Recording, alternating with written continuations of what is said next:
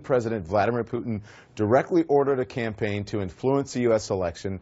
I want to bring in CNN's chief national security correspondent, Mr. Jim Sciutto, and former CIA operative Bob Baird. Gentlemen, thank you so much. Jim, you first. Today, President-elect Donald Trump received a briefing on the Russian hacking. What are the key findings there?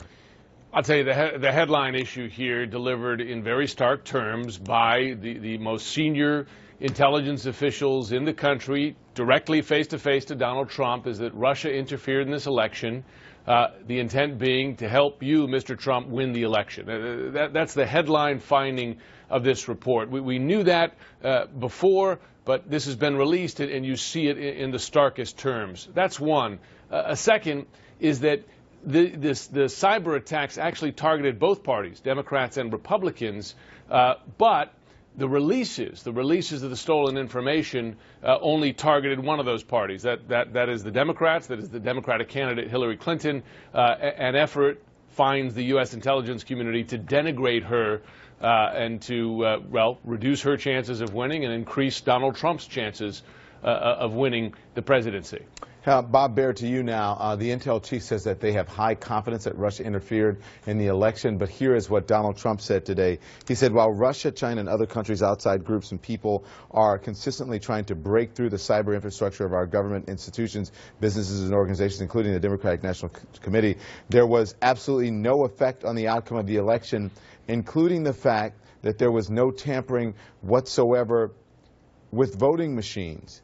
But that is not exactly what the report says. The report says we did not make any assessment on the impact of Russian activities had on the outcome of 2016 election. The U.S. intelligence community is charged with monitoring and assessing the intentions, capabilities, and actions of foreign actors. It does not analyze U.S. political processes or U.S. public opinion. So why would he put that statement out?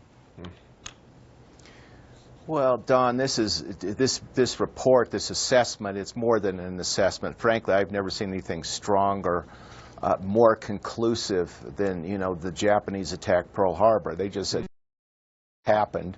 We could trace it. They left little or no doubt.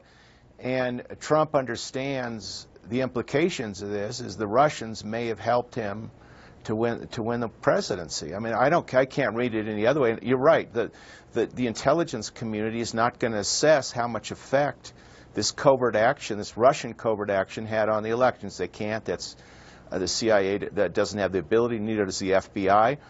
But I think this report really undermines the legitimacy of the Trump presidency, and he knows it, and that's why he's gone out and talked about the Chinese and the Iranians. It could have been all these people. He's trying to deflect the implications of this. But I think this is just devastating for him. Jim, do you agree? I mean, do you think it undermines the legitimacy of his presidency? Well, it's not a judgment for me to make. I think that I can read from his comments on this that from his perspective, he believes that it raises questions, and apparently from his perspective, unfairly raises questions about the legitimacy of his win. But it's interesting, just in the last few minutes, Don, we saw Donald Trump tweet again, this time taking aim, in effect, blaming the Democratic Party for this, saying gross negligence by the Democratic National Committee allowed hacking to take place. The Republican National Committee had strong defense.